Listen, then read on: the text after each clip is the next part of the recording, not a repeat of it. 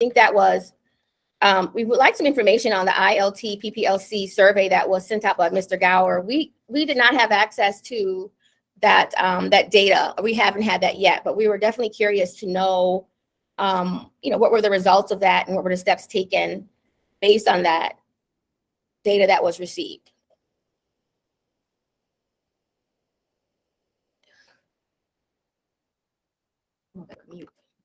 Mr. Gower?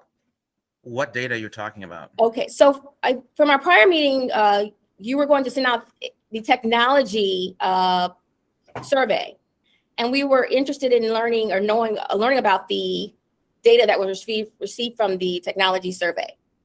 The information was given out in the grade level meeting on that form. Those were the popular apps that the teachers asked for from the survey that was written out from the last PPLC meeting that Ms. Johnson told me exactly what questions to put in the survey. The survey then went ahead and you were given your choices and everybody got every single thing they asked for. Now that I don't necessarily understand that, and I think when you presented that in the grade level meetings, no, that was not necessarily my understanding that was the information that we would use or utilize for for PPLC.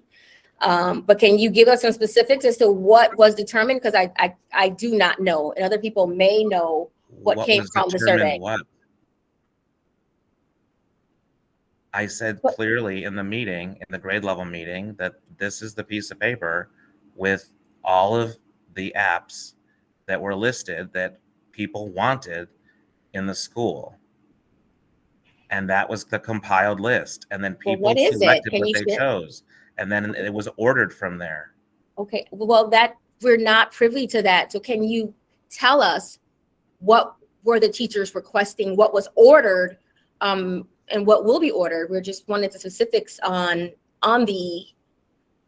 Everybody got what they ordered. If they wanted RAS Kids, they got RAS Kids. If they wanted vocabulary and Nearpod, they got vocabulary and Nearpod. Mm-hmm. Everything that they put on their survey that they wanted, they got. So, including IXL. Including IXL. Because what I was talking about RAS Kids, and we got RAS Kids. So that's just for primary. We got an email saying this is how we sign up and how we sign our kids up. Yes. So how is it that teachers because I didn't understand that I was actually receiving an app just because I filled out that form. I didn't know that just filling out the form meant that I was going to get vocabulary. So everything the teachers asked for, they received. Is that pretty correct? Much, they got everything they wanted, yes. So the school does have vocabulary now. Is that correct? They do. How would anyone know that? I didn't know that. They have Nearpod. It was just purchased. So, Mr. Grauer, my question is, how are teachers aware of that? Because I was not. It just got purchased. You'll be getting an email about it. It's not instant. So when I called RAS Kids to get the invoice for the purchase, I found out we had 3 licenses. I got them transferred, and the first 3 people on the list got their licenses. Then we had to purchase 5 more because we already had 3 that were already there, like we talked about in our first meeting. We had 3 licenses that were there with RAS Kids till December of 2023. So I made sure that those licenses got transferred out so we could utilize them, and they got reassigned. And they were given out already to the people who, the first beginning, and then it will go on from there to the people who asked for RAS Kids. That's how it works. When I get the information from vocabulary, then I send out the email to the staff. As soon as they send it to me, it can get set up. That's how all apps work. But this, So, no, I Mr. wasn't. Grauer, Yes. sorry, Ms. Yes, Ms. Johnson, Raya. if you don't mind. I'm just wondering because I had requested RAS kids. So, are you saying the people that already had licenses to RAS kids have access, No, but the new we had people? we had three outstanding licenses for RAS kids that were already purchased for the school. So we started with primary and we're moving up. But the 5 licenses needed to be purchased, the additional 5. You're one of the 5. So as soon as I Okay. get the link from the company, then I will set up yours, put your email in, and you will get information telling you to set your students up. Okay. And I think there was some misunderstanding. I think what Miss Allen was looking for was a response to the survey that was sent out. So not necessarily what So teachers have been given, but what did they ask for? Because yeah, what teachers we as the PPLC did not get that information. So as a staff, so the staff meets in grade level meetings, the whole school, and the PPLC is in those grade level meetings. So, the thing is, and what has to be realized is that the PPLC is not the governing body of the whole school. It's just not. And basically we have committees in the meetings and we have grade level team meetings, and PPLC is not the only place that people can talk about curriculum, obviously. So the survey came out, it was discussed in PPLC.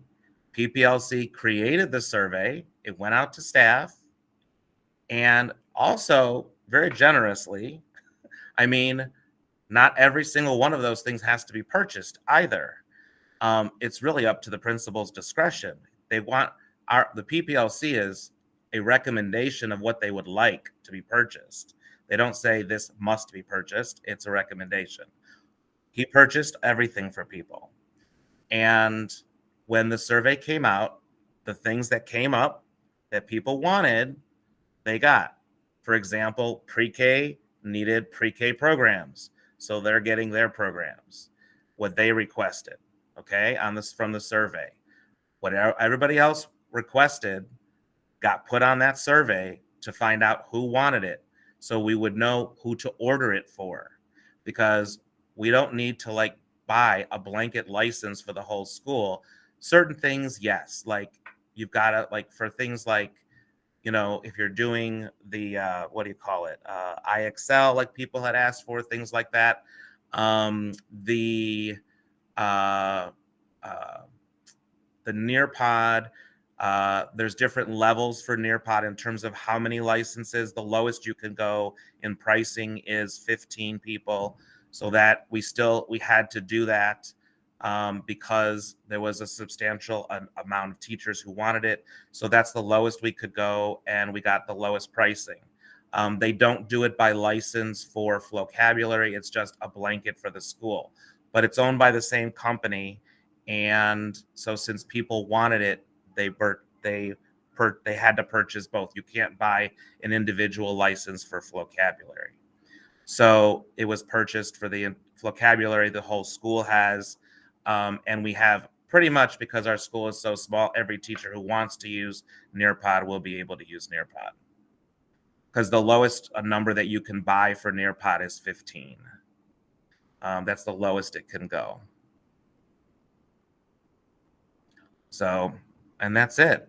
And whatever an individual, if an individual also puts something that they're paying for on their own, they did request, also a teacher requested that if it was possible to buy something that they're buying on their own monthly that they use in their classroom, if that was a possibility. So they individually asked that to Principal Ritchie. Okay. Is there a way that you would be able to provide us a list of what was purchased? Give us a list we can have the data, or have something that indicates what was purchased and what does everyone have, what's available.